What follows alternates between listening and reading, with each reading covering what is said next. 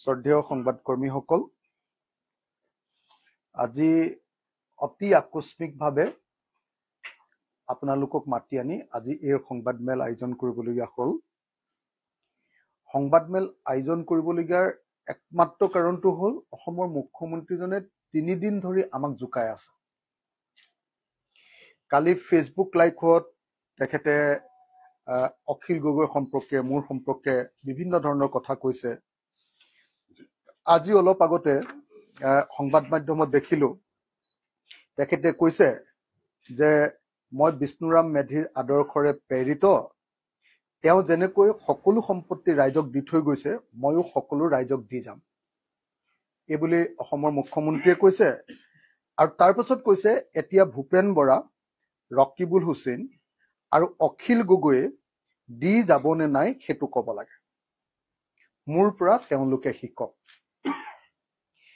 এই বাক্যটোৰ উত্তৰ নিদিয়াকে কেতিয়াও থাকিব নোৱাৰি।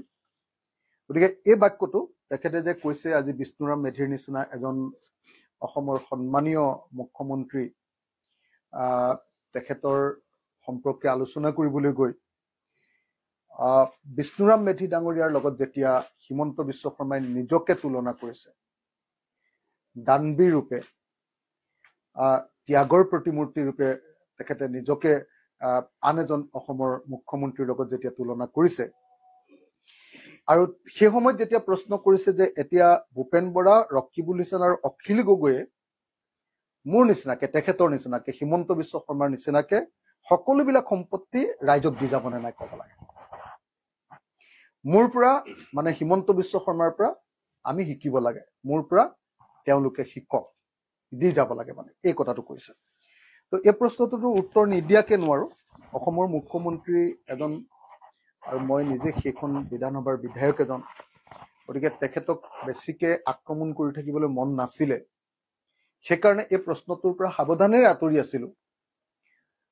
কিন্তু অসমৰ মুখ্যমন্ত্ৰীয়ে বাৰম্বাৰ মোক জোকাই আছে, মোৰ সন্মুখত প্ৰশ্ন উত্থাপন কৰিছে, আৰু মোৰ সম্পৰ্কে বা আমাৰ দল বা আমাৰ সংগঠন সম্পৰ্কে তেওঁ মানুহৰ মাজত এটা সন্দেহ বিয়পাবৰ কাৰণে চেষ্টা কৰিছে।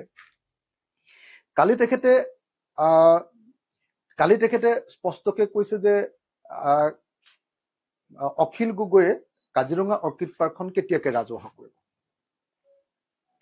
যেতিয়া তেওঁ স্পেচিফিক প্ৰশ্ন এটা, কথা এটা কৈছে, তেতিয়া ডেফিনেটলি মই তাৰ উত্তৰ দিব লাগিব। তেখেতে কালি কৈছে যে এজন বিধায়কে 2 বছৰ মোক শুবলৈ দিয়া নাছিল, যে সেই গাড়ীখন আপুনি কিয় ল'ব।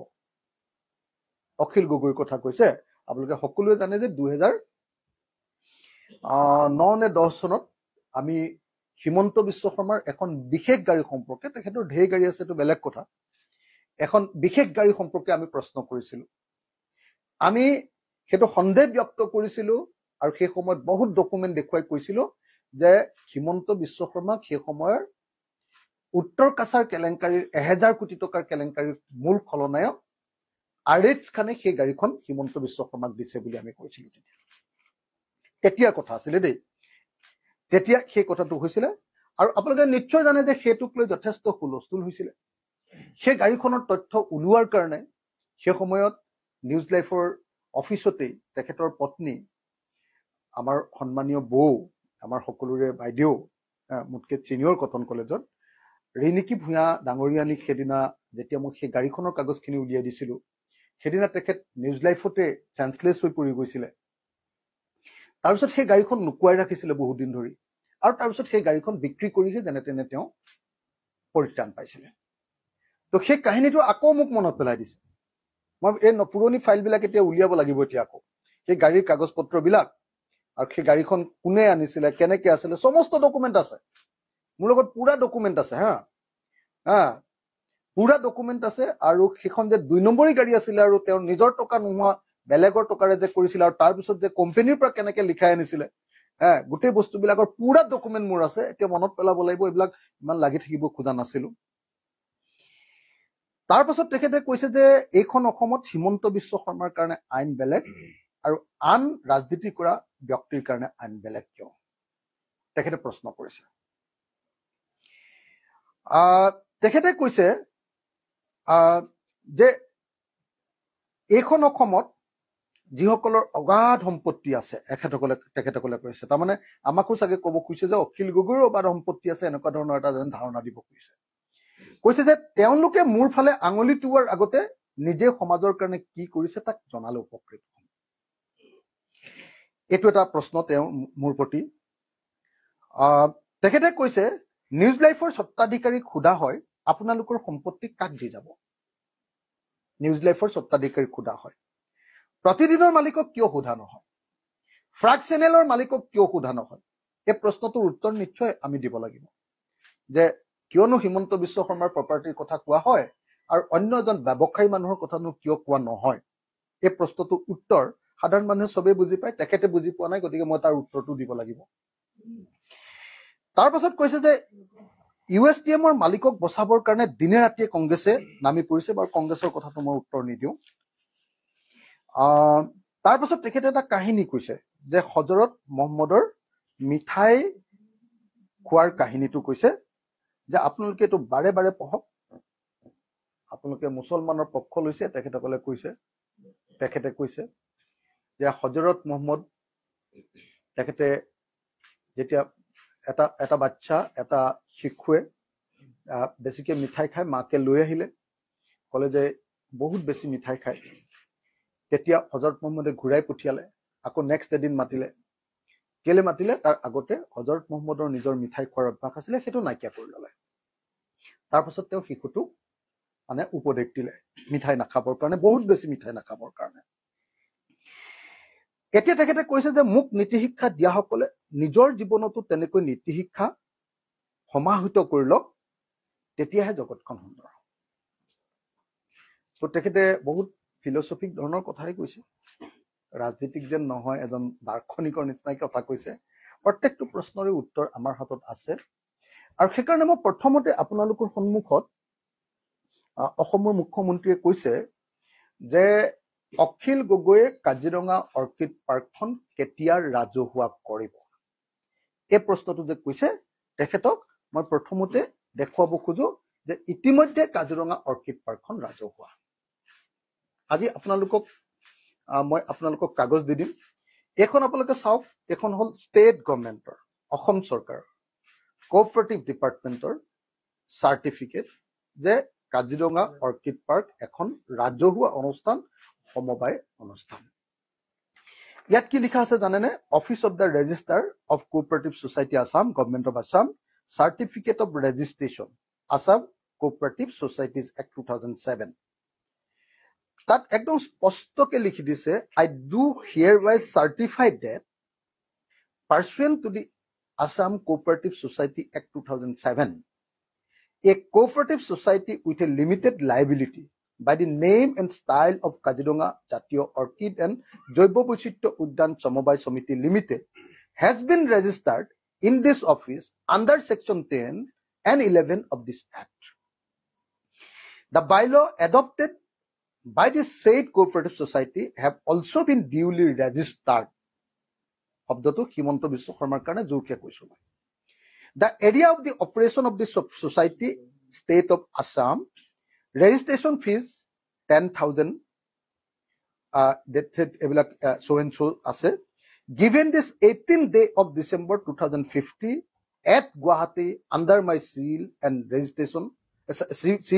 signature, Register of Cooperative Society, Khanapara, Guwahati, 18/12/2015.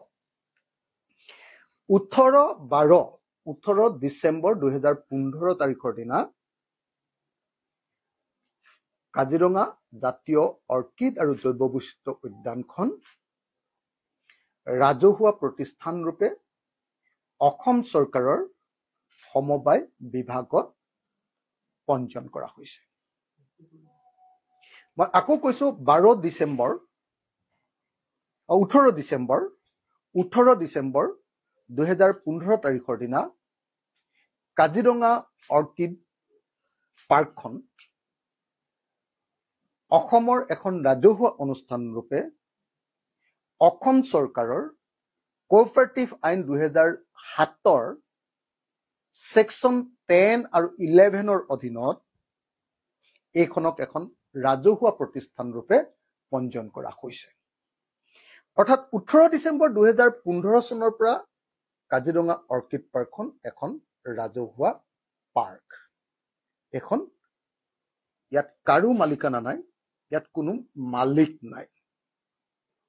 Kaziranga orchid পাৰ্কৰ মোৰ মনত নাই কেইবাশ শ্বেয়াৰ হোল্ডাৰ আছে, যেনেকে আমাৰ কোঅপাৰেটিভ ছ'চাইটি বিলাকৰ যে শ্বেয়াৰ হোল্ডাৰ থাকে, সেই কোঅপাৰেটিভ ছ'চাইটি বিলাকৰ শ্বেয়াৰ হোল্ডাৰ আছে। আমাৰ কি অসমৰ বিভিন্ন অঞ্চলৰ খেতিয়ক বিলাকৰ, অসমৰ সকলো জিলাৰ খেতিয়ক বিলাকৰ শ্বেয়াৰ হোল্ডাৰ আছে। আৰু কাজিৰঙা অৰ্কিড পাৰ্কত স্পষ্টকে বেৰত, একেবাৰে মানে একদম বেৰত খোদিত কৰি লিখি থোৱা আছে যে এইখন কৃষক মুক্তি সংগ্ৰাম সমিতিৰ দ্বাৰা তৈয়াৰ কৰা এটা সমবায় প্ৰতিষ্ঠান, এখন ৰাজহুৱা। ইয়াৰ কোনো মালিক নাই, ইয়াৰ কোনো প্ৰফিট খাব নোৱাৰে, ইয়াৰ কোনো মালিক নাই, আৰু ইয়াক কোনো ব্যক্তিগত সম্পত্তিত পৰিণত কৰিব নোৱাৰে। একদম খোদিত কৰি থোৱা আছে পাৰ্কখনৰ ভিতৰত। আপোনালোকে দেখিব যে গ'লে তাৰ যিটো এতিয়া আপোনাৰ মেইন আছাম টাইপৰ ঘৰ এটা আছে, এটাই ঘৰ আচলতে, সেই ঘৰটোতে খোদিত কৰি থোৱা আছে হেৰিয়াত মাৰ্বল পাথৰত, যে এখন কৃষক মুক্তি সংগ্ৰাম সমিতিৰ দ্বাৰা বনোৱা এখন সমবায় সমিতি, আৰু ই এটা ৰাজহুৱা প্ৰতিষ্ঠান। এতিয়া মই অসমৰ মুখ্যমন্ত্ৰীয়ে দিয়া চেলেঞ্জটো ৰক্ষা কৰিলো যে কাজিৰঙা অৰ্কিড পাৰ্ক ইতিমধ্যে ৰাজহুৱা প্ৰতিষ্ঠান। আৰু অসমৰ মুখ্যমন্ত্ৰীক মই ইয়াৰ পৰাই প্ৰত্যাহ্বান জনাই কৈছো যে অসমৰ মুখ্যমন্ত্ৰী এতিয়া তেখেতৰ সম্পত্তিবিলাক এনেকে ৰাজহুৱা কৰি দিব লাগে। তেখেতে কৈছে যে অখিল গগৈ এতিয়াই কৰি দিব লাগে, কিন্তু তেখেতৰ নিজৰ ক্ষেত্ৰত আকৌ তেখেতৰ পত্নী আৰু তেখেত ঢুকোৱাৰ পাছতহে বোলে সেইটো ৰাজহুৱা কৰিব, মৃত্যুৰ পাছতহে। জীৱনকালত মানে উপভোগ কৰিব আৰু মৰাৰ পাছত সেইখিনি বোলে ৰাজহুৱা কৰি থৈ যাব। এতিয়া মইতো 2015 চনতে এখন ৰাজহুৱা কৰি দিলো। চাওক, আজি আপোনালোকক কপি এটাও দি পঠিয়াম মই। এনে মানুহবিলাকে গাই বাই থকাতকে সাংবাদিকৰ সন্মুখত একদম এই 10টা কপি মই উলিয়াই লৈ আহিছো, আপোনালোকক এই কপিকেইটা এতিয়া আপোনালোকৰ হাতত দি পঠিয়াম। আৰু এইখন অসমৰ ভিতৰতে এখন আটাইতকৈ ডাঙৰ কোঅপাৰেটিভ ছ'চাইটি ষ্টেট লেভেলৰ। এই কোঅপাৰেটিভ ছ'চাইটিৰ প্ৰত্যেকটো পইচা অসম চৰকাৰৰ কোঅপাৰেটিভ ডিপাৰ্টমেণ্টৰ জৰিয়তে সদায় প্ৰত্যেক বছৰে ইয়াৰ অডিট কৰা হয়। প্ৰত্যেকখন কাগজ অখিল গগৈ তাৰ পৰা 5 পইচা ক'ৰবাত খাইছে নেকি বুলি প্ৰত্যেক বছৰে প্ৰতিখন কাগজ তন্ন তন্নকে চাই ইয়াৰ পুৰা অডিট কৰে। অডিট কৰা বুলি নিশ্চয় সকলোৱে জানে, অডিট কৰে। আৰু অডিট কৰি প্ৰত্যেক বছৰে অসমৰ ভিতৰতে এখন ফাৰ্ষ্ট ক্লাছ অডিটত আমি A+ বা A পাই আছো সদায়, যে এখন একদম ফাৰ্ষ্ট ক্লাছ, কোনো কেলেংকাৰী নথকা এখন সমবায় সমিতি, য'ত ক'তো 2 নম্বৰী টকা 1 টকাও পোৱা নাই। এতিয়া মই অসমৰ মুখ্যমন্ত্ৰীক সুধিম যে অসমৰ মুখ্যমন্ত্ৰীৰ অকল মোৰ হাতত থকা এই মুহূৰ্তত বহুত কাগজ আছে, তেখেতৰ মাটি বাৰীৰ মোৰ ওচৰত কেইবাটাও ফাইল আছে, সববিলাকৰ মই মাটিৰ পট্টা পৰ্যন্ত সব উলিয়াই থৈছো, মানে জমাবন্দী কপি পৰ্যন্ত একদম ঠাক ঠাক হিচাপত উলিয়াই থোৱা আছে, মোৰ জমা আছে। মই সেইবিলাক সব কথা ক'ব নাযাওঁ। মাত্ৰ অসমৰ মানুহে চিনি পোৱা যিকেইটা বস্তু তেখেতৰ পৰিয়ালৰ, সেই বস্তুকেইটা কোনদিনা, মইতো এইটো 15 চনতে কৰিয়ে দিলো ৰাজহুৱা, এতিয়া তেখেতে মৰাৰ পাছত কৰিব নে কোনদিনা কৰিব? মই অকল এতিয়ালৈকে অসমৰ মানুহে জনা তেখেতৰ সম্পত্তিকেইটাৰ নামটো প্ৰথমতে গাই লৈছো। অসমৰ মুখ্যমন্ত্ৰীৰ পৰিয়ালৰ নামত থকা বাগান, কাঞ্চনজুৰি চাহ বাগিচা, কাজিৰঙা, নগাঁও ডিষ্ট্ৰিক্ট পৰে। ৰাধাকৃষ্ণ চাহ বাগিচা আমাৰ সৰুপথাৰ, আৰু তিনচুকীয়াৰ চানমাৰী চাহ বাগিচা। মই বাকীবিলাকৰ কথা নকওঁ দেই, বাকীবিলাকৰ কথা মানে তেখেতে নামে বেনামে কিনাবিলাকৰ কথা এতিয়া কোৱা নাই, সেইবিলাকৰো পুৰা ডকুমেণ্টেশ্যন আমাৰ হাতত আছে, আমি কোৱা নাই। এতিয়া তিনচুকীয়াৰ চানমাৰী চাহ বাগিচা, সৰুপথাৰ, গোলাঘাটৰ সৰুপথাৰ ৰাধাকৃষ্ণ চাহ বাগিচা, আৰু নগাঁৱৰ কাঞ্চনজুৰি চাহ বাগিচা। এই 3খন চাহ বাগিচা যেনেকৈ আমি অৰ্কিড পাৰ্কখন ৰাজহুৱা কৰি দিলো, কোনদিনা কৰিব? এই প্ৰশ্নটোৰ উত্তৰ লাগে। নাম্বাৰ 1। নাম্বাৰ 2, তেখেতৰ সংবাদ মাধ্যম মিডিয়া হাউচ যিকেইটা আছে, মই এটা এটাকে গাই দিছো। নিউজ লাইভ নাম্বাৰ 1, তেখেতেই কৈছে যে আটাইতকৈ বেছি চলা চেনেল নিউজ লাইভ। নিয়মীয়া বাৰ্তা বাতৰি কাগজ এখন। ৰং চেনেল, আইনা নামৰ এখন আলোচনী, ইন্দ্ৰধনু, ৰামধেনু আৰু 12-18, এই 7টা সংবাদ মাধ্যম এইটো ৰাজহুৱা কৰি দিলে। নিউজ লাইফে অকল এতিয়া মালিকৰ কথাই দেখুৱাই থাকে। যিদিনা ৰাজহুৱা হৈ যাব তেতিয়াহ'লে সি নিৰপেক্ষ হৈ যাব। অসমৰ কাৰণে কিমান উপকাৰ হ'ব চাওক। এইটোতো বিৰাট ধুনীয়া উপকাৰী কাম এটা হৈ যাব। গতিকে মই অনুৰোধ কৰিছো যে এই 7টা সংবাদ মাধ্যম, নিউজ লাইভ, নিয়মীয়া বাৰ্তা, ৰং চেনেল, আইনা, ইন্দ্ৰধনু, ৰামধেনু আৰু 12-18। তাৰপিছত টাইম-8, 8 নম্বৰটো টাইম-8, এইটো থাকি গৈছে। টাইম-8টো বহুত চলা চেনেল দেই। এইটোও লাগে আমাক ৰাজহুৱা কৰি। এইটোও লাগে। তাৰমানে তেতিয়াহ'লে আৰু হিমন্ত বিশ্ব শৰ্মা 26ত আৰু হৰাটো কনফাৰ্ম হৈ গ'ল আৰু এনেই হাৰিব। এতিয়াতো মানে চেনেল কেইটাই যদি তেখেতক ৰাতিপুৱা দিনলৈকে অনবৰতে দেখুৱাই নাথাকে তেতিয়াহ'লেতো মৰিয়ে গ'ল। তো গতিকে এই 8টা চেনেল আৰু সংবাদ মাধ্যমৰ বাতৰি কাগজ, এই 8টা কেতিয়া ৰাজহুৱা কৰিব লাগে। 3 নম্বৰ, মুখ্যমন্ত্ৰী হোৱাৰ পাছত তেখেতৰ 5টা ডাঙৰ প্ৰপাৰ্টি হৈছে মুখ্যমন্ত্ৰী হোৱাৰ পাছত। তাৰ ভিতৰত আছে বন্দা ইণ্টাৰনেশ্যনেল। এখন ইণ্টাৰনেশ্যনেল স্কুল, অসমৰ চাগে বা উত্তৰ পূৰ্বাঞ্চলৰ চাগে প্ৰথম ইণ্টাৰনেশ্যনেল কোৰ্চ IB, প্ৰথম চাগে ইণ্টাৰনেশ্যনেল কোৰ্চ থকা স্কুলখনৰ নাম বন্দা ইণ্টাৰনেশ্যনেল। সেইখন কেতিয়া ৰাজহুৱা? বাণী গ্ৰীণ ৰিজৰ্ট, অসমৰ চাগে আটাইতকৈ দামী ৰিজৰ্ট, য'ত মানে এক ৰাতি থাকিবৰ কাৰণে 50,000 নে 60,000 টকা লাগে এক ৰাতি থাকিবৰ কাৰণে। কিনো পায় 50,000 মই নাজানো, কিন্তু এক ৰাতি থাকিবলৈ হলে 50,000 নে তাতকেও বেছিও আছে পায়, আছে বস্তুখিনি। বাণী গ্ৰীণ ৰিজৰ্ট, এইটো CM হোৱাৰ পাছত কৰিছে। মেকডোনাল্ড ফ্ৰেঞ্চাইজি, মেকডোনাল্ডৰ এটা ফ্ৰেঞ্চাইজি কৰিছে, আপোনালোকে দেখিছে চাগে নিউজ লাইফৰ যে কাষতে মেকডোনাল্ড, মানে পৃথিৱীৰ আটাইতকৈ দামী যিটো আপোনাৰ খোৱাৰ যিটো চেইন, মানে খোৱা চেইন, সেই চেইনটোৰ ফ্ৰেঞ্চাইজি, ডাঙৰ ফ্ৰেঞ্চাইজি এটা কৰিছে। আপোনালোকে নিশ্চয় দেখিছে। মই দূৰৰ পৰা 2 দিন চাই গৈছো বাৰু, এতিয়ালৈকে সোমোৱা নাই, সোমাবলৈ ভয় লাগে। সেইটো এটা।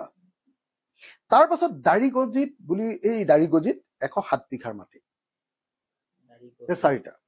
আৰু 5 নম্বৰটো হ'ল গল্ডেন থ্ৰেড অফ আছাম বুলি এটা ব্ৰেণ্ড বনাইছে তেখেতে প্ৰডাকশ্যনৰ। এই আমাৰ হেৰি সূতাৰ, কি ক'ব, মানে আমাৰ পাটৰ আৰু এৰী নেকি, দুইটাই আছে নেকি। Golden thread of Assam, golden thread মানে সূতাৰ, গল্ডেন থ্ৰেড অফ আছাম, সোণালী সূতাৰ, সোণালী সূতাৰ এটা ব্ৰেণ্ড বনাইছে। এই 4টাটো, এই 5টাটো পুৰা মুখ্যমন্ত্ৰী হোৱাৰ পাছত কৰা। তাৰ পাছত তেখেতৰ আৰু ঢেৰ প্ৰপাৰ্টি আছে, মই গোটেইখিনি গাই থাকিব খোজা নাই। আৰু মাটিৰ হিচাপটো দি দিলেতো আপোনালোকো ফ্লেট হৈ যাব, ধামকে পৰি যাব এতিয়া, যিমান মই যদি এটা ফাইল কেইটা উলিয়াই দিওঁ। তাৰ পাছত তেখেতৰ বশিষ্ঠ ৰিয়েলটৰ্ছ বুলি এটা কোম্পানীত পুত্ৰৰ নামত চেয়াৰ। তাৰোপৰি তেখেতৰ পুত্ৰৰ 17টা, কলিকতাৰ 17টা কোম্পানীৰ পুত্ৰৰ চেয়াৰ, 17টা কোম্পানী।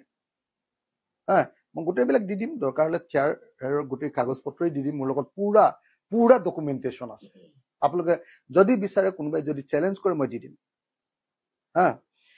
তাৰপাছত 17টা কোম্পানীৰ চেয়াৰ পাছত বঙৰাত এটা ডাঙৰ কনষ্ট্ৰাকশ্যন চলি আছে তেখেতৰ, 27 বিঘা মাটি, নুমলী জলাহ বুলি এই এলেকাটোত। বঙৰা জানে নহয় আপোনালোকে, এই টিপু লাইটি নে কিবা এটা যে বনাই আছে যে এইটো, তো বঙৰাত তেনেকুৱা কনষ্ট্ৰাকশ্যন এটা চলাই আছে। আজিৰ দিনটোত মই বেছিকে ইয়াতকে নকওঁ, বাকী সম্পত্তিৰ হিচাপবিলাক নামে বেনামে যিবিলাক আছে সেইবিলাকৰ কথা এতিয়া নকওঁ। তেখেতৰ মাতৃ আৰু তেখেতৰ শাহুৱেকৰ নামত থকা শ্বেয়াৰবিলাক, তাৰ পাছত আপোনাৰ মাতৃ আৰু শাহুৱেকৰ নামত থকা শ্বেয়াৰবিলাক, তাৰ পাছত মই আপোনালোকক আৰু এটা কথা কৈ দিওঁ, আৰু বহুত মানুহৰ নামত নামত আছে, যেনেকে ধানুকা বুলি মানুহ এজনৰ নামত আছে, ৰঞ্জিত ভট্টাচাৰ্য বুলি মানুহ এজনৰ নামত আছে, ভাস্কৰ শৰ্মাৰ নামত আছে, PA এজনৰ নামত ওলোৱা প্ৰপাৰ্টি আছে, কি কয় তাৰপিছত আদ্য চেনিটেৰী নেপকিনছ বুলিও এটা আছে, এনেকুৱা ধৰণৰ। তাৰপিছত AIDCৰ মাটি আছে, JCB ইণ্ডাষ্ট্ৰিজৰ নামত AIDCত। এইবিলাক মই চব কথা ক'ব খোজা নাই, গোটেইবিলাক ক'ব খোজা নাই, আৰু যদি ক'ব লাগে কম, মানে মোক জোকাই থকাৰ কাৰণে কৈছো দেই, মই সঁচাকে এই বিষয়টোৰ পৰা আঁতৰি থাকিব খুজিছিলো। আৰু সেইদিনা যে আচলতে হেৰিয়ালৈ গৈছিলো, তেখেতে কৈ আছে যে মুছলিম হোৱাৰ কাৰণে তেখেতক ছেফগাৰ্ড দিছো, কি কয় এইটো আপোনাৰ USTM। মই আচলতে USTMক ধৰিবলৈহে গৈছিলো। যদি সঁচাকে USTMৰ কাৰণে বানপানী হৈছে, তেতিয়াহ'লে নিশ্চিতভাৱে ধৰিব লাগিব, এই বুলিহে কৈছিলো। কিন্তু USTMলৈ গৈ দেখিলো যে নহয়, USTMে মানে যিটো কনষ্ট্ৰাকশ্যন কৰি দিছে, সেইটোত মানে মাটিটো তললৈ নামি আহিব নোৱাৰাকে সেইটো মানে হেৰি কি কয় কংক্ৰিট আৰু হেৰিৰে, সেউজীয়া মানে গ্ৰীণ হেৰিয়ে মানে ঢাকি পেলাইছে। অকণমান সিফালে মাত্ৰ এতিয়া এখন মেডিকেল কলেজ নে কিবা এখন যে বনাই আছে, হস্পিটেল এখন বনাই আছে, তাৰ পৰা ওলাই যোৱা ৰাস্তাটোৰ ওচৰতহে এডোখৰ খালি মাটি কাটি থোৱা দেখিছো। সেইটো এই মানে ডাঙৰ ইলেক্ট্ৰিচিটি খুঁটা এটা যে দেখুৱাই আছে, আজি পীযুষ হাজৰিকাকো সেইটো ভিডিঅ' দেখুৱাই দেখিছো। সেই ইলেক্ট্ৰিচিটি খুঁটা সেইডোখৰত ৰাস্তা এটা উলিয়াই নিবৰ কাৰণে সেইডোখৰত এটা কটা দেখিছো। আৰু এতিয়া যিখন হস্পিটেল বনাই আছে, সেই হস্পিটেলখনত এই পাহাৰটোৰ মাথাটো কটা বুলি গম পাইছো।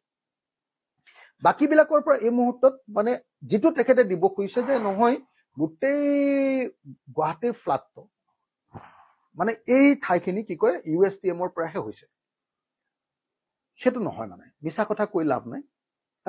USTMৰ মালিকৰ চিনিও নাপাওঁ, জানিও নাপাওঁ, আৰু ধৰিম বুলিয়ে কৈছিলো, কিয় বানপানী কৰিব বুলি, কিয় কৰিব অসমৰ বানপানী। কিন্তু তাৰ পাছত গৈ দেখিলো যে USTMৰ মাটিটোৰ কাষতে DPSৰ মাটি এটা আছে, DPS। সেই DPSৰ মাটিটোত কিন্তু পুৰা আৰ্ট কাটিং আছে, পুৰা পাহাৰ কাটিং। 7 তাৰিখৰ দিনা প্ৰথম দিনটোত যিদিনা কৈছিলে, তেতিয়া কিন্তু মুখ্যমন্ত্ৰীয়ে DPSৰ নামো লৈছিলে আৰু USTMৰ নামো লৈছিলে। 8 তাৰিখৰ দিনা দেখিলো যে CMৰ তাত DPSৰ মালিকে গৈ 11 লাখ টকাৰ এখন চেক দিছে CM ৰিলিফ ফাণ্ডৰ কাৰণে। তাৰ পিছদিনাৰ পৰা DPSৰ নামটো নাহে।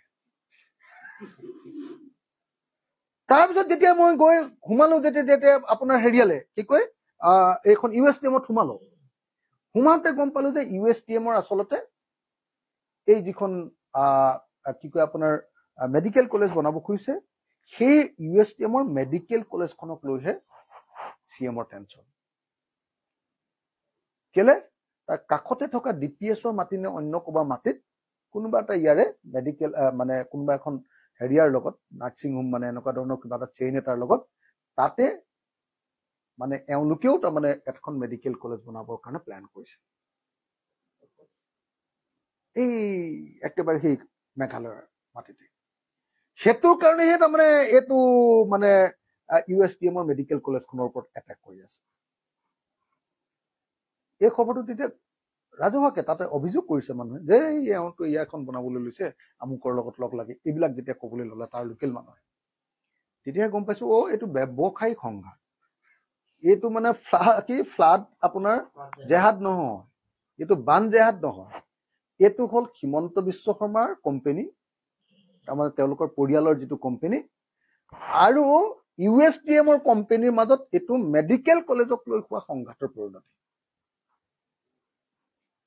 সেইটোকে তেখেতে সামাজিক বিষয় তৈয়াৰ কৰি কি কৰিলে, সামাজিক বিষয় এটা তৈয়াৰ কৰি কি কৰিলে আপোনাৰ মানে সেইটোকে ডাঙৰ বিষয় বনাই দিলে। এতিয়া তেখেতে কৈছে যে প্ৰতিদিনৰ মালিকক নকয়, প্ৰাগৰ মালিকক নকয় যে তোমালোকৰ সম্পত্তি কেতিয়া ৰাজহুৱা কৰিবা, তেওঁলোকক সমালোচনা নকৰে, কিন্তু ঋণী কি ফিলাপ কৰে। মোৰ পত্নীৰ ওপৰত ইমান চকু কিয়? এইটো তেখেতৰ বক্তব্য। প্ৰথম কথা যে আপোনাক এইকাৰণে ধৰে আপুনি অসমৰ মুখ্যমন্ত্ৰী,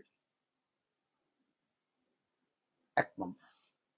দ্বিতীয় কথা, আপোনাৰ এই যিমানবিলাক সম্পত্তি হৈছে, এই সম্পত্তিবিলাক কৰিবৰ কাৰণে আপোনালোকৰ পৰিয়ালৰ একোৱে ইনকাম নাছিল।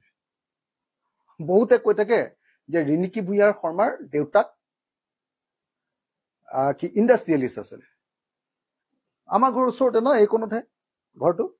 ওচৰৰ যিকোনো মানুহক সুধি লওক, যে মই যিমান দূৰ জানো, মই তেখেতৰ নামটো ল'ব নোখোজো, কিন্তু হিমন্ত বিশ্ব শৰ্মাই বিয়া কৰোৱাৰ পাছত এনেকুৱা ধৰণৰ কোনো ইণ্ডাষ্ট্ৰি নাই। বৰং মই জনামতে সেই পৰিয়ালটোৰ, ৰিণিকী ভূঞা শৰ্মাৰ পৰিয়ালটো বেংক্ৰাপচিহে হৈছিলে, বেংক্ৰাপ্ট হৈ গৈছিলে। বহুত ধাৰ লাগিছিলে আৰু সেইটোক লৈ বহুত কিবা কি খোৱা বুলি আমাৰ ওচৰতে যিহেতু মানুহবিলাকে কৈ থকা।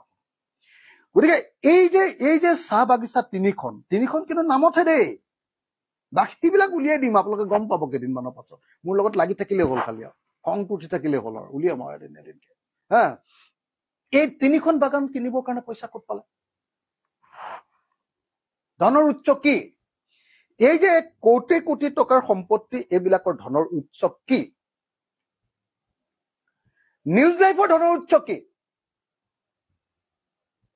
আমিতো জানো কাহিনী। মই নিউজ লাইফৰ ওপৰত ৰিচাৰ্চ কৰিছিলো, মোৰ লগত এতিয়াও ফাইল আছে। আজিৰ দিনটোত মই আপোনালোকক যদি নিউজ লাইফৰ ধনৰ উৎস এটা এটাকে দেখুৱাই দিওঁ, মই দেখুৱাই দিব পাৰো। মোৰ ওপৰত পুৰা ডকুমেণ্ট আছে, আৰু মই এইটো ডকুমেণ্ট একদম সাধাৰণভাৱে বনোৱা নাছিলো। গুৱাহাটীৰ বহুত ডাঙৰ ডাঙৰ চিএক লগাই RTI কৰি তথ্য উলিয়াই ৰিচাৰ্চ কৰি একেবাৰে মানে হিলাই দিব পৰাকে কৰা ডকুমেণ্ট আছে মোৰ লগত। নিউজ লাইফৰ টকা ক'ৰ পৰা আহিছিলে,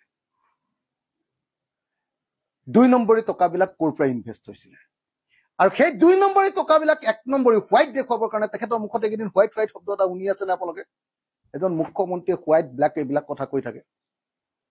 লাজ লাগিছে নে নাইবা যে এখন মুখ্যমন্ত্ৰীয়ে নিজৰ পত্নীৰ প্ৰপাৰ্টিৰ কথা কৈ আছে? মোক এটা কথা কওকচোন, মই যদি আজিৰ দিনটোত কওঁ, এই ঘৰটো আপোনালোকৰ সন্মুখত মই যিটো ঘৰত এতিয়া সংবাদমেল দি আছো, এই ঘৰটোৰ যদি কথা কওঁ যে এই ঘৰটো মই ৰাজহুৱা কৰিম, মোক ঘৈণীয়ে 1 চৰ মাৰি দিব। তো বাপেৰৰ টকা কিনিছো নেকি বুলি কব। মোৰ ৱাইফে কলেজত চাকৰি কৰে, লোন লৈ এই ঘৰটো কিনিছে, আৰু এই ঘৰটো যেতিয়া কিনিছে তাত 1 পইচাৰ কোনোবাই যদি গণ্ডগোল উলিয়াব পাৰে, মই গোটেই জীৱন কেতিয়াও সামাজিক কাম নকৰো। এতিয়া মোৰ এই ঘৰটো, আমাৰ য'ত মই থাকো, এই যে অসমৰ কি কয় আপোনাৰ অসমৰ মুখ্যমন্ত্ৰীয়ে যে কৈছে যে ৰিণিকীৰ সকলো সম্পত্তি আমি ৰাজহুৱা কৰি দিম। মই কিন্তু যিটো ঘৰত থাকো, মোৰ পত্নীৰ ঘৰ, মোৰ পত্নীৰ টকাৰে কিনিছে, আৰু মই কেতিয়াও তেখেতৰ সম্পত্তি ৰাজহুৱা কৰিম বুলি ক'ব নোৱাৰো। ক'লে মোক একেদিনতে ঘৰৰ পৰা বাহিৰ কৰি দিম। হিমন্ত বিশ্ব শৰ্মাই যে কৈছে যে এই সম্পত্তি চব আমি ৰাজহুৱা কৰি দিম, তাৰমানে এই গোটেই টকাবিলাক হিমন্ত বিশ্ব শৰ্মাৰ টকা, এইটো ৰিণিকী ভূঞাৰ টকা নহয়। তেওঁৱে আচলতে মালিক। আৰু নিউজ লাইভটোতো কেনেকে বনাইছে, মই আপোনালোকৰ কাহিনীবিলাক যদি লাগে, ইমান ডাঙৰ ফাইল আছে, মই কৈছো নহয়। আৰু সেইটো কোৰ্টত জিকিব পৰা ফাইল, সৰু সুৰা ফাইল নহয়। কেনেকে 2 নম্বৰী কোম্পানী বনাই তেওঁ কিনিছে সেইটো, আৰু তাৰপিছত কেনেকে তেওঁ কেইজনমান বন্ধুক ডাইৰেক্টৰ বনাই ললে, ডাইৰেক্টৰ বনাই লৈ তেওঁলোকৰ যিহেতু টকা আছে, তেওঁলোকৰ নামত লোন চোন ললে, তেওঁলোকৰ ফাইল ব্যৱহাৰ কৰি। তাৰপিছত গোটেইকেইজনকে তেওঁলোকক লাট মাৰি খেদি নিউজ লাইভটো অকল পত্নীৰ নামত কৰি পেলালে বা পৰিয়ালৰ নামত কৰি পেলালে। এইটোৱে কাহিনী। এইটোৱে হ'ল তেওঁ ৰাজনীতিক ব্যৱহাৰ কৰি, তেওঁ মন্ত্ৰিত্বক ব্যৱহাৰ কৰি, আৰু তেওঁ 2 নম্বৰী টকা 1 নম্বৰী কৰি কৰা প্ৰত্যেকটো সম্পত্তিয়ে তেওঁ 2 নম্বৰী টকাৰ পৰা আহিছে। প্ৰত্যেকটো সম্পত্তি, এই যে প্ৰত্যেকটো সম্পত্তি মই কৈ দিছো আপোনালোকক, হিমন্ত বিশ্ব শৰ্মাৰ এই যে পৰিয়ালৰ যিটো সম্পত্তি, এইবিলাক যে দেখুৱাই আছে, এইবিলাক বিভিন্ন ধৰণে মেনিপুলেট কৰি কৰবাত এতিয়া ধৰক, এতিয়া যে তেওঁ কৈ আছে যে নিউজ লাইভৰ পৰা এনেকুৱা লাভ হয়। আৰে বাবা, আমি নাজানো নেকি নিউজ লাইভটো কেনেকে বনাইছিলা তুমি? আমি কি নাজানো নেকি? নিউজ লাইভৰ নিউজ ফাণ্ড কি লাইভ ফাণ্ড বিলাক ক'ৰ পৰা আহিছিল আমি নাজানো নেকি? এতিয়াও মই সেই গাড়ীৰ ডকুমেণ্ট উলিয়াই দিম নেকি 108 কি কয় আপোনাৰ নিউজ লাইফৰ যিবিলাক হেৰি ভানবিলাক আছিলে কি কয় আপোনাৰ DSLG ভানবিলাক আছিলে এইবিলাক ক'ৰ পৰা আহিছিলে মই এতিয়াও গাড়ী নম্বৰবিলাক উলিয়াই সেই সময়ৰ গোটেই RTI ডকুমেণ্ট মোৰ লগত আছে খুচৰিবলৈ গ'লে কিন্তু কাহিনী বহুত বেয়া লাগে কৈ যাম এসময়ততো ৰাজহুৱা কৰি দিছিলো চব এৰি দিলো পিছত কিমান লাগি থাকিবা এইবিলাক মই তৰুণ গগৈ ডাঙৰীয়াই বচাই দিলে ন তেতিয়া তৰুণ গগৈ ডাঙৰীয়াই বচাই দিলে ন নিউজ লাইভ নিয়মীয়া বাৰ্তা ৰং চেনেল আইনা ইন্দ্ৰধনু ৰামধেনু 12-18 টাইমেট এই প্ৰত্যেকটো প্ৰপাৰ্টিৰ যদি ধনৰ উৎস যদি আপোনালোকে বিচাৰিবলৈ যায় মোৰ বিশ্বাস যে প্ৰত্যেকটো ঠাইতে এটা হোৱাইট মানি দেখাইছে তেখেতে কৈ থকা হোৱাইট মানি এটা হোৱাইট মানি দেখাইছে কিন্তু এইবিলাকত সব 2 নম্বৰী টকাৰ ইনভেষ্টমেণ্ট আছে আৰু পলিটিকেল পাৱাৰ খটুৱাই কৰি আছে কেইবাজনো ডাইৰেক্টৰ নিউজ লাইফৰ পৰা কেনেকে খেদিলে আপোনালোকে নিজে খবৰ লওক টাইমেট কেনেকে কিনিলে সেইটো আপোনালোকে খবৰ লওক বাকি বাদ দিলো টাইমেটটো পুৰা চলা এটা হেৰি আছিলে নহয় জানো কি কয় আপোনাৰ ৱেব পৰ্টেল আছিলে সেই ৱেব পৰ্টেলটো কেনেকে বিক্ৰী কৰিবলৈ বাধ্য কৰিলে মোকতো টাইমেটৰ মালিকজনে চিধাকে কৈছে যে বাধ্য কৰি দিলে মোক উপায় নাই মই দি দিলো ক'ত যাম বুলি কৈছে কেনেকে প্ৰপাৰ্টি কৰিছে এইবিলাক নাজানে নেকি মানুহে তাৰ পাছত আপোনাৰ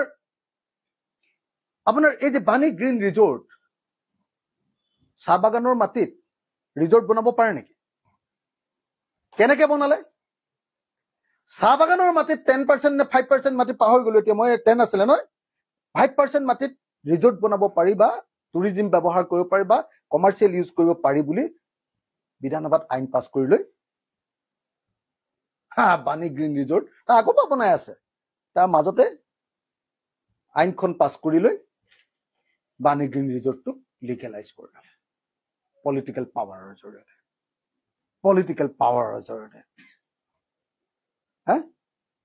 এতিয়া কেনেকে মাটি কি হিচাপত প্ৰত্যেক দিনাই কেনেকে মাটি লৈ আছে তাৰ কাহিনী কম নেকি কি ক্ষমতা প্ৰয়োগ কৰি কোন পুলিচক লগাই কোন অফিচাৰক লগাই কাক বাধ্য কৰি কাক ব্লাকমেইল কৰি কেনেকে সম্পত্তি লৈ আছে এইবিলাক কি ক'ব লাগিব নেকি এইবিলাক সোমাব খোজা নাছিল মোৰ নামটো বাৰে বাৰে লৈ থাকিব নালাগে নহয় আৰু জানিবই লাগে বেলেগ বিলাকৰ নাম লৈ থাকিলেও কোনো একো কৰিব নোৱাৰে মোৰ নাম যেতিয়া ল'ব নহয় মোৰ একো নাই হেৰুৱাবলৈ একো নাই এই পৃথিৱীত মই যিকোনো পৰ্যায়লৈ গুচি যাব পাৰো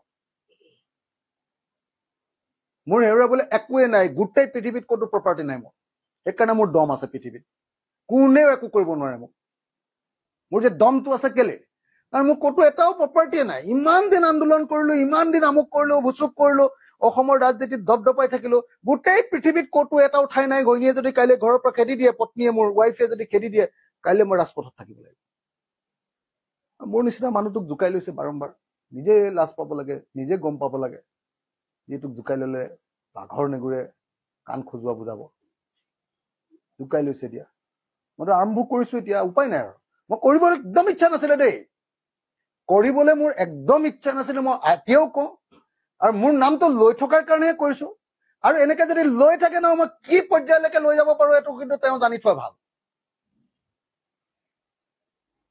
এতিয়া মই বিধায়ক কৈছো সমষ্টিৰ কাম কৰিব লাগে CM জনৰ লগত সদায় কাজিয়া লাগি থাকিলে মোৰ কি লাভ আছে সমষ্টিত দিগদাৰ কৰি থাকে একো কাম আগবঢ়াবলৈ নিদিয়ে ডিচিক মোৰ বিৰুদ্ধে ৰাখিছে SPক মোৰ বিৰুদ্ধে ৰাখিছে এটা কাম কৰিবলৈ নিদিয়ে কোনো কামতে একো কামেই কৰিবলৈ নিদিয়ে মুঠতে কিবা বুদ্ধি দুষ্টি কৰিহে ডেভেলপমেণ্টৰ কামবিলাক নিছো কামটো নিছো কিন্তু চাব মই নোৱাৰো কামটো ভাল নাই তোৰল নাই নিধিৰাম চৰ্দাৰ কেনেকুৱাকে বাধ্য কৰি ৰাখিছে আমিহে জানো কেনেকুৱাকে আমাক ক্ষমতাহীন কৰি ৰাখিছে আমিহে জানো কেনেকুৱাকে ডিষ্টাৰ্ব কৰি ৰাখিছে কেনেকুৱাকে আমাৰ কাম নকৰিবৰ কাৰণে DCSPক মানে ব্যৱস্থা কৰি থৈছে আমিহে জানো কি পৰ্যায়ত আমাক ৰাখিছে এনেতো মই ডিক্টেটৰ বুলি কৈ থাকো নেকি এনেনো ফেচিষ্ট বুলি কৈ থাকো নেকি এনেনো কৈ থাকো নেকি যে অসমত এজনী MLA এজনী মন্ত্ৰী এজনী মুখ্যমন্ত্ৰী HBS কোম্পানী প্ৰাইভেট লিমিটেড বুলি এনেকুৱা জানো গোটেই বিজেপি দলটোতো এটা কোম্পানী কৰি পেলালে নাই কওকচোন অকল এটা মানুহৰ কোম্পানীত পৰিণত কৰি পেলালে সেইকাৰণে কৈ থাকো মোক জোকাই লৈছে কিয় মই এতিয়া কলো যে অসমৰ মুখ্যমন্ত্ৰীক মই ৰাজহুৱাকে সময় বিচাৰিছো কাইলৈ 15 আগষ্ট খুব ভাল হ'ব 15 আগষ্টৰ দিনা মই আপোনাৰ ঘৰলৈ যাব খোজো মোক সময় দিয়ক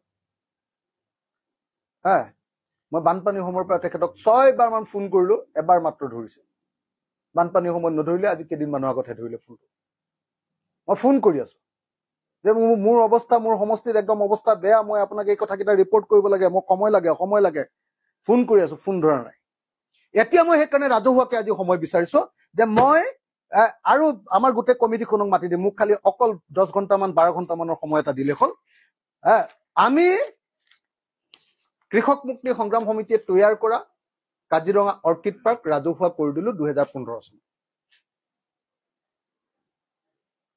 অহা 15 আগষ্ট কাইলৈ চিএমৰ ওচৰতে ডকুমেণ্টখিনি জমা দিম আৰু দৰকাৰ হলে চিএমৰ হাততে চাবিটো দি থৈ আহিম কাজিৰঙা অৰ্কিড পাৰ্কৰ ৰাজহুৱা অনুষ্ঠান যেতিয়া আমাৰ চাবি দিবলৈতো কোনো আপত্তি নাই চিএমে কাইলৈ 15 আগষ্ট তাৰিখৰ দিনা তেখেত যিহেতু বিষ্ণুৰাম মেধিৰ শিষ্য একে পথৰে গৈ আছে কাইলৈ 15 আগষ্টৰ দিনা চিএমে বন্দা ইণ্টাৰনেশ্যনেল নিউজ লাইভ নিয়মীয়া বাৰ্তাৰ পৰা আৰম্ভ কৰি মেকডোনাল্ডলৈকে এই চাবিকেইটা কাইলৈ ৰাইজৰ হাতত দি দিব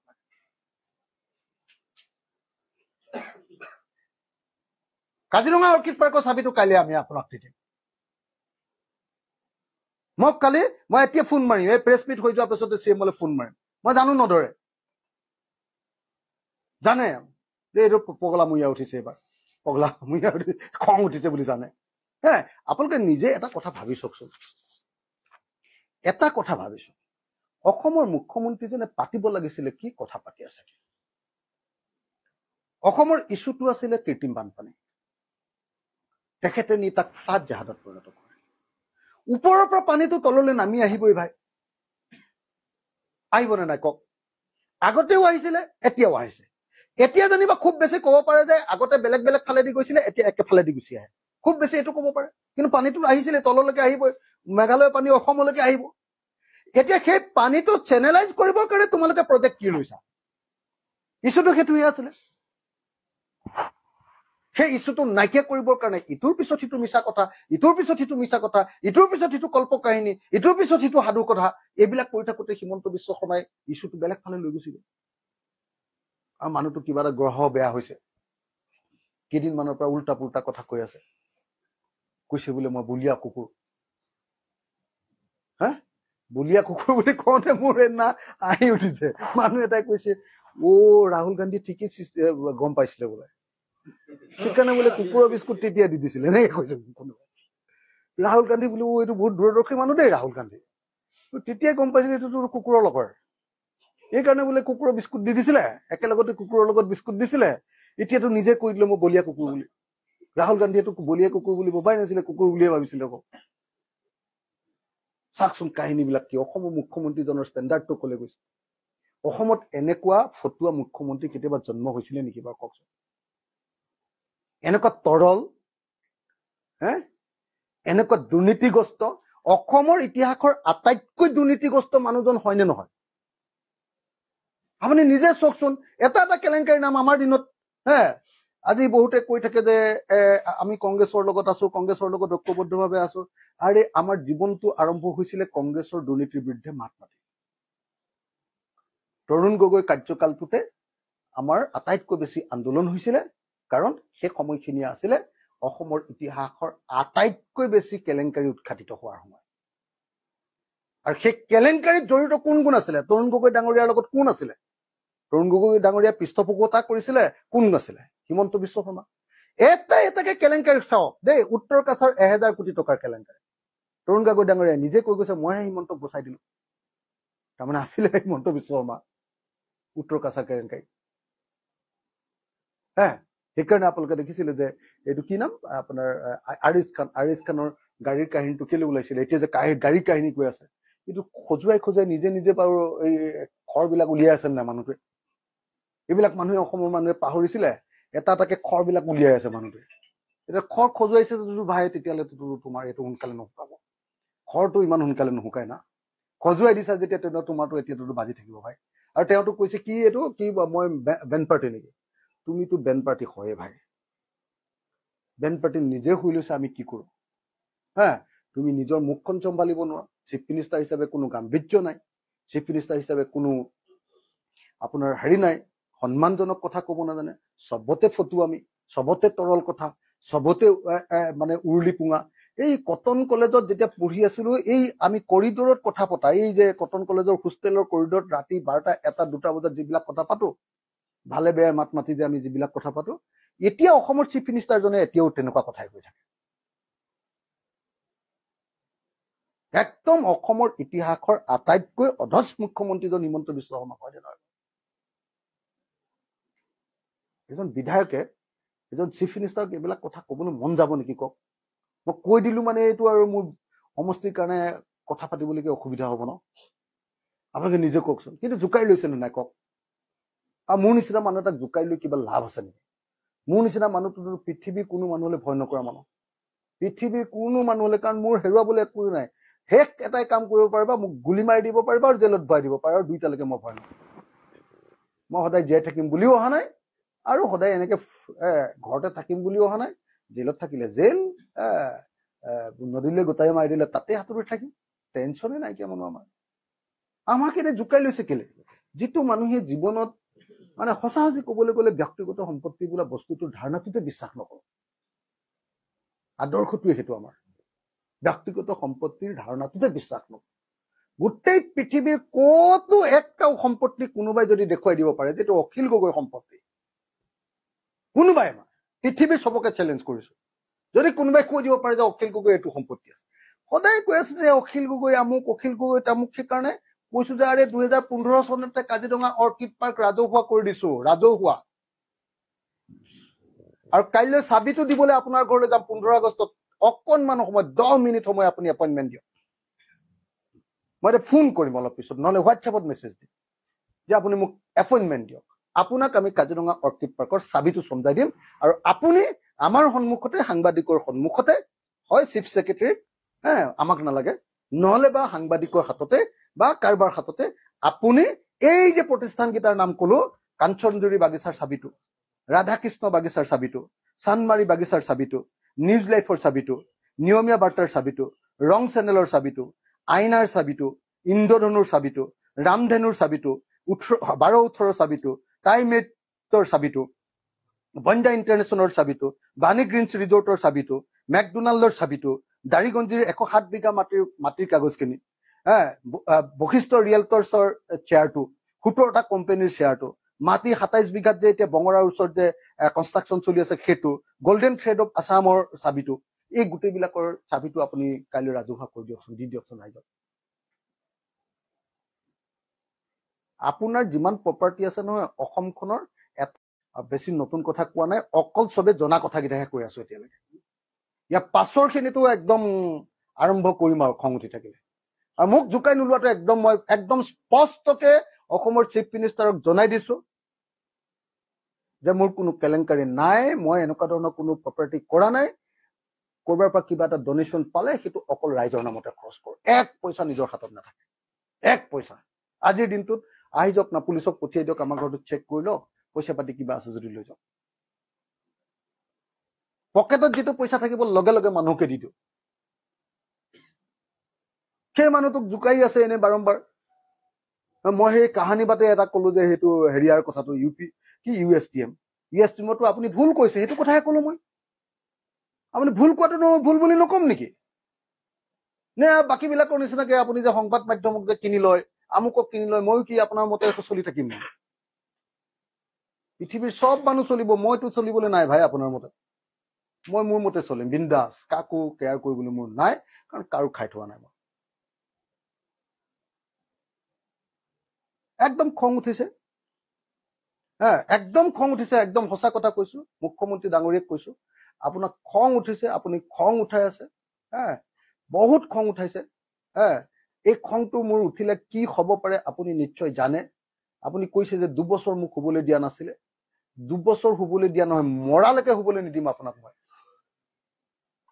মৰালৈকে শুবলৈ নিদিম, মই কৈ দিছো, মৰি যাব কিন্তু মই ধৰিলে আপুনি। নমৰালৈকে মই আপোনাক শুবলৈ নিদিম, এনেকুৱা কৈ দিম। মই কৈ দিছো, মোক এনে ডিষ্টাৰ্ব কৰি নাথাকিব। সমষ্টিৰ কাম ভালকে কৰিব পৰা নাই, সেইটোতে মাথা গৰম উঠি থাকে অনবৰতে। তাৰ পাছত আকৌ এনেই অখিল গগৈৰ নামত এনে কথা এটা কৈ দিলে হ'ব নেকি? আৰে ভাই, আমি তোৰ সম্পত্তি যিটো আপোনাৰ কৃষক মুক্তিৰ সম্পত্তি আছিলে, সেই সম্পত্তিটো টোটেলি দি দিলো ৰাইজক। তোমাৰ এটা সম্পত্তি ৰাজহুৱা কৰিছোৱাচোন চাওঁ, এটা সম্পত্তি। তুমি তোক কি কয় বিষ্ণুৰাম মেধিৰ নিচিনাকে চবকে দিম বুলি কৈছা। মৰি যোৱাৰ পিছত তুমি কি কয় এখন কি বুলি কয়, এখন হেৰি বনাম বুলি যে কৈছে, কি নাম, উইল। উইল কাৰ নামত কৰিলা কোনে জানিব? কৈছে যে এতিয়া উইল আমি কেনেকে দেখুৱাম? নেদেখা নহয় উইল বুলি কৈছে। উইলটো নেদেখুৱা। উইলটো এতিয়া নেদেখুৱা, মুখেৰে এতিয়া কৈ থাকিবা। প্ৰপাৰ্টিটো এতিয়া তোমালোকৰ নামতে হৈ থাকিব। মৰিবৰ সময়ত কোনে পালে আমি কেনেকে জানিম ভাই? তাৰ মৰি যোৱাৰ পাছত কব এইটো ধৰিটো লাভেই নাই, মৰিলে মানুহটো। সেনেকুৱা টুপি পিয়া বাজ দেখিছেনে মুখ্যমন্ত্ৰী এজন? সঁচাকে যদি তোমাৰ ইমান মানে ত্যাগ আছে, তোমাৰ যদি সঁচাকে এনেকুৱা ধৰণৰ এৰি দিম। আৰু এই যে এটা কথা অসমৰ মানুহে জানি লোৱা দৰকাৰ, সকলো মানুহে জানি লোৱা, এওঁ যে এই যে এটা ধনৰ মানে দাতাকৰ্ণৰ এটা ভূমিকা ল'ব খুজিছে, এটা যে নাটক এটা ছদ্মবেশ এটা যে ধৰিছে, মই দাতাকৰ্ণ। এই দাতাকৰ্ণ নহয়, চব চোৰৰ টকা এইবিলাক, চব চুৰি কাৰ্যৰ টকা। যিমান প্ৰপাৰ্টি আছে নহয়, এই সমস্ত টকাৰ উৎস বিচাৰি গলে চব চুৰি কাৰ্য, লুণ্ঠন কৰা টকা। অসমৰ ৰাইজৰ পৰা এক এক পইচাকে লুণ্ঠন কৰা পইচা। তুমি তোমাৰ প্ৰপাৰ্টি ৰাজহুৱা নকৰিলেও এদিন ৰাইজে তোমাৰ এই প্ৰপাৰ্টি চব কাঢ়ি ল'ব। কাঢ়ি ল'ব, মই কৈ দিলো আপোনাক। অসমৰ মুখ্যমন্ত্ৰী হিমন্ত বিশ্ব শৰ্মাক মই কৈছো, আপোনাৰ প্ৰপাৰ্টি ৰাজহুৱা কৰাৰ প্ৰয়োজন। আপুনি যিবিলাক প্ৰপাৰ্টি কৰিছিলে চব লুণ্ঠনৰ টকা, ৰাজনীতিৰ নামত 2 নম্বৰী কৰি আপুনি সমস্ত সম্পত্তি এইবিলাক লুণ্ঠন কৰিছে। আৰু এই লুণ্ঠন কৰা প্ৰত্যেকটো টকা অসমৰ ৰাইজে এদিন আপোনাৰ পৰা কাঢ়ি ল'ব। কাঢ়ি ল'ব, মই কৈ দিলো, কাঢ়ি ল'ব। আপুনি এইবিলাক নাটক কৰাৰ কোনো প্ৰয়োজন নাই। আপোনাৰ পৰা দান বৰঙণি নালাগে, চব আমাৰ পৰা চুৰ কৰা টকা আপুনি দান কৰিব নালাগে, আমি কাঢ়ি ল'ম আপোনাৰ পৰা। ৰাইজে কাঢ়ি ল'ব। দিল্লীত কিমান প্ৰপাৰ্টি আছে কম, বিদেশৰ বিলাক নাযাওঁ এতিয়া। আৰম্ভ কৰিলেই কৰি দিম, আৰু কৰিবলৈ মন নাই, সেইকাৰণে এইবিলাক একদম ৰেষ্ট্ৰেইন হৈ কৈ আছো। দিল্লীত দিন একেৰাহে মোৰ নাম লৈ আছে, যে শিৱসাগৰৰ নাম লৈ আমুকটো কৰিম বুলি 3 দিন নকয়, যে শিৱসাগৰ সমষ্টিত আমুকটো কৰি দিম, তামুকটো কৰি দিম, ভুচুকটো কৰি দিম, এইটো নকয়। বাৰম্বাৰ ফোন কৰি আছো, এইবাৰ শিৱসাগৰৰ গোটেই মথাউৰিবিলাকৰ ওপৰেদি পানী বৈছে, পইচা লাগে মোক মথাউৰিটো বনাবলৈ। সেইটো কথাত একো নহয়, সেইটো সময়ত ফোনটো নধৰে, একদম ইচ্ছাকৃতভাৱে সেই সময়ত ফোনটো নধৰে, একদম নধৰে। তাৰ পাছত আকৌ তুমি আকৌ মোক সংবাদ মাধ্যমৰ আগত কবা যে অখিল গগৈৰ অৰ্কিড পাৰ্ক কেতিয়া ৰাজহুৱা কৰিবা, তোমাৰ নিউজ লাইভ কেতিয়া ৰাজহুৱা কৰিবা? কাঢ়ি ল'ব লাগিব নেকি? খং উঠাই লাভ নাই। সেইকাৰণে একদম স্পষ্টকে কৈছো, মই এতিয়া আপোনালোকৰ জৰিয়তে, সংবাদ মাধ্যমৰ জৰিয়তে অসমৰ মুখ্যমন্ত্ৰীক অনুৰোধ কৰিছো, কাইলৈ 15 আগষ্ট আপুনি মোক অকণ সময় দিয়ক। 15 আগষ্টটো বৰ ভাল দিন হ'ব, নহলে 16 আগষ্টত আপুনি মোক সময় দিয়ক। আমাৰ কাজিৰঙা অৰ্কিড পাৰ্কৰ চাবিটো আপোনাৰ হাতত দি থৈ আহিম, মই কমিটিক মাতিবলৈ খালি অকণ সময় দিয়ক। কমিটিখন বহাই লৈ ফটকে ৰিজলিউশ্যন এটা লৈ চৰকাৰৰ হাতত দি থৈ আহিম। কিন্তু দিয়াৰ লগে লগে একেটা সময়তে আপোনাৰ এই গোটেইকেইটাৰ চাবিটো কিন্তু আপুনি ৰাইজক দিব। গোটেইকেইটাৰ, কাঞ্চনজুৰিৰ চাবিও, ৰাধাকৃষ্ণৰ চাবিও, চানমাৰীৰ চাবিও, নিউজ লাইফৰ চাবিও, নিয়মে বাৰ্তাৰ চাবিও, টাইমেটৰ চাবিও, ৰং চেনেলৰ চাবিও, আইনাৰ চাবিও, ইন্দ্ৰধনুৰ চাবিও, ৰামধেনুৰ চাবিও, 12-18ৰ চাবিও, বান্দ ইণ্টাৰনেশ্যনেলৰ চাবিও, বাণীগিৰি ৰিচৰ্টৰ চাবিও, মেকডোনাল্ড ফ্ৰেঞ্চাইজিৰ চাবিও, দাৰিগঞ্জৰ 107 বিঘা মাটিৰ কাগজ, কি কয় বশিষ্ঠ ৰিয়েলটৰ্ছৰ শ্বেয়াৰ, 17টা কোম্পানীৰ শ্বেয়াৰ, 27 বিঘা মাটিত যে বঙৰাত কনষ্ট্ৰাকশ্যন হৈ আছে তাৰো চাবি, আৰু গল্ডেন থ্ৰেড অফ আছামৰো চাবি। দিবনে নাই?